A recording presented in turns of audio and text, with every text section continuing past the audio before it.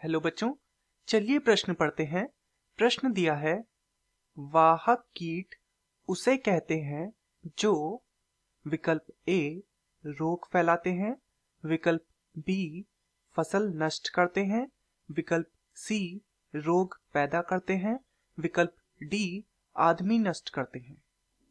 तो इस प्रश्न में हमसे जो पूछा गया है वो वाहक कीट के विषय में पूछा गया है। अर्थात इस प्रश्न की जो मुख्य अवधारणा है वह वाहक कीटों के विषय में है। तो चलिए वाहक कीटों को समझते हैं। वाहक कीट वे जीव होते हैं या वे कीट होते हैं जो स्वयं बीमारी को पैदा नहीं करते। ये मात्र रोग को फैलाने के माध्यम के रूप में कार्य करते हैं। ये रोग को संक्रमित व्यक्ति से असंक्रमित व्यक्ति तक ले जाते हैं।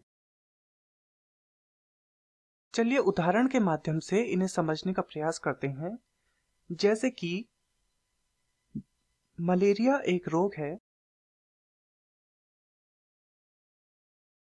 इस मलेरिया रोग का जो रोग कारक है, जो रोग होने का जो मुख्य जीव है, वह है प्लाज्मोडियम। तो इस रोग की उत्पत्ति का कारण प्लाज्मोडियम है, परंतु इस रोग के फैलने का माध्यम अर्थात संक्रमित व्यक्ति से असंक्रमित व्यक्ति तक इस रोग के फैलने का माध्यम एनाफिलीज मच्छर है।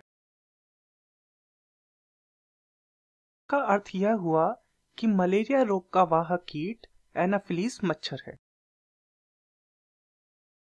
ऐसे ही एक अन्य उदाहरण है डेंगू का। इस रोग के फैलने का माध्यम है एडीज मच्छर। अर्थात एडीज मच्छर डेंगू रोग का रोग वाहक है। चलिए अपने प्रश्न की ओर चलते हैं। प्रश्न में हमसे पूछा गया था, वाहक कीट उसे कहते हैं जो विकल्प ए रोग फैलाते हैं। अर्थात यह विकल्प सही है, क्योंकि हमने देखा वाहक कीट स्वयं रोग उत्पन्न नहीं करते बल्कि ये रोग को फैलाते हैं। विकल्प बी है फसल नष्ट करते हैं। जो जीव या जो कीट फसल नष्ट करते हैं उन्हें बोलते हैं पीड़क। ये फसलों को भारी नुकसान पहुंचाते हैं और फसलों में रोग भी उत्पन्न करते हैं। विकल्प सी है रोग पैदा करते हैं। तो जो जीव रोग पैदा करते हैं उन्हें कहा जाता है रोगजनक या रोग कारक। ये जीवाणु अथवा विषाणु इस प्रकार का कोई भी जीव हो सकता है। विकल्प डी है आदमी नष्ट करते हैं। अर्थात जो आदमियों में रोग फैलाते हैं, मानव में रोग फैलाते हैं, तो उन्हें भी रोगजनक कहा जाता है या रोग कारक कहा जाता है। ये रोग उत्पन्न करके मानव में स्वास्थ्य की भारी क्षति करते हैं और कई बार भयानक रोगों से मानव की मृत्यु भी हो सकती है। तो दिए गए प्रश्न का सही उत्तर है विकल्प ए, वाहक कीट उसे कहते हैं जो रोग फैलाते हैं। मैं आशा करता हूं आपकी यह समझ में आया होगा। धन्यवाद।